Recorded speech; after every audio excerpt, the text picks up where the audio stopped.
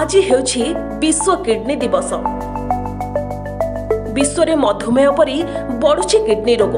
प्रति 10 जन व्यक्ति मध्य जड़े किडनी रोगी चिन्हट होउछंती।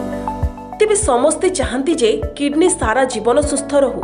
जदि आपण मध्य किछि उपाय आपणैबे तेबे आपण सुस्थ रहिबा सह आपणक किडनी मध्य सुस्थ रहिबो। तेबे दिवस अवसर में आरडीएस संपादिका मिसेस आनिशा सतपथी तांको अनुष्ठानर छात्र छात्री एक हेल्थ टॉक रो आयोजन करथिले। डॉक्टर विजयलक्ष्मी जेना एही प्रोग्राम रे जोग दैथिले। सेठारे से पिला एवं तांको माता पितांको सहित किडनी रोग तार लक्षण एवं समाधान विषय रे अवगत कराइथिले। आज होची वर्ल्ड किडनी डे।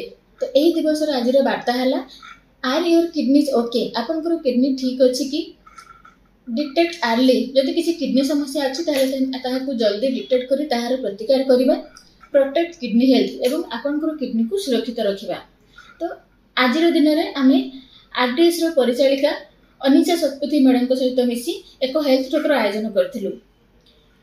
तो आमे एही अनुष्ठान रो छात्र छात्री एवं पेरेंट्स मान को सहित मिसी किडनी रोगर कौन कौन सब लक्षण यार कौन कौन सब रिस्क फैक्टर और कौन कौन स्टेप नेले आमे किडनी रोग को दूर करि परिबा से विषय रे आलोकपात करथिलु। Bureau report Sunstar TV.